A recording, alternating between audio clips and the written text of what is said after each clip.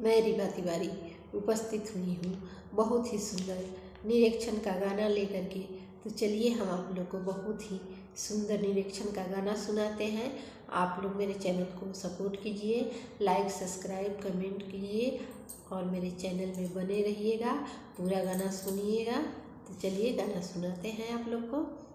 मार के स्टाइल लेके हाथ में मोबाइल चटकदार लागेली, मार के स्टाइल लेके हाथ में मोबाइल चटकदार लागेली। एहो भसुरा के बहिनी बदमाश लागेली, एहो भसुरा के बहिनी बदमाश लागेली। एहो भसुरा के दीदिया खेलाड़ लागेली, एहो भसुरा के दीदिया बदमाश लागेली।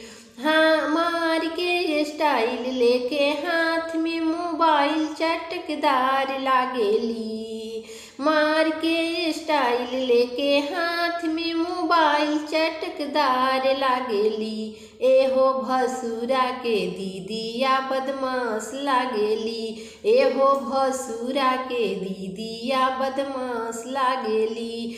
एहो भसुरा के दीदिया खेलाड़ लागेली। फैशन में चूर बाड़ी केहू के ना चिन्हेली, फैशन में चूर बाड़ी केहू के ना चिन्हेली। घूमेली बजरिया पेन के झूलनिया लहरदार लागेली, अरे घूमेली बजरिया पेन के झूलनिया लहरदार लागेली, चटकदार लागेली। एहो भसुरा के बहिनी खेलाड़ लागेली, एहो भसुरा के दीदिया बदमाश लागेली, एहो भसुरा के बहिनी खेलाड़ लागेली, एहो भसुरा के दीदिया बदमाश लागेली।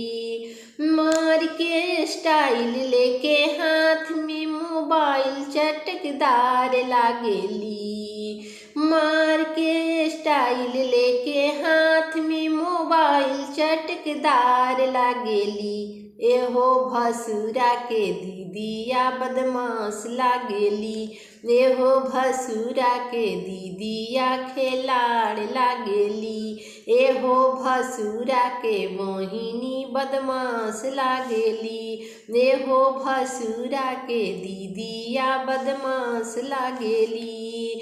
फैशन में चूर बाड़ी केहू के ना चिन्हेली, फैशन में चूर बाड़ी केहू के ना चिन्हेली। घूमेली बजरिया पेन के घंघरिया बवाल करेली, घूमेली बजरिया पेन के घंघरिया बवाल करेली।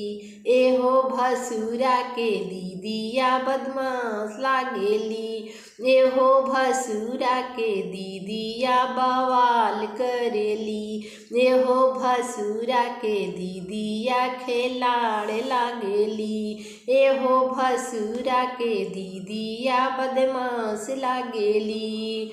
मार के स्टाइल लेके हाथ में मोबाइल चटकदार लागेली, मार के स्टाइल लेके हाथ में मोबाइल चटकदार लागेली।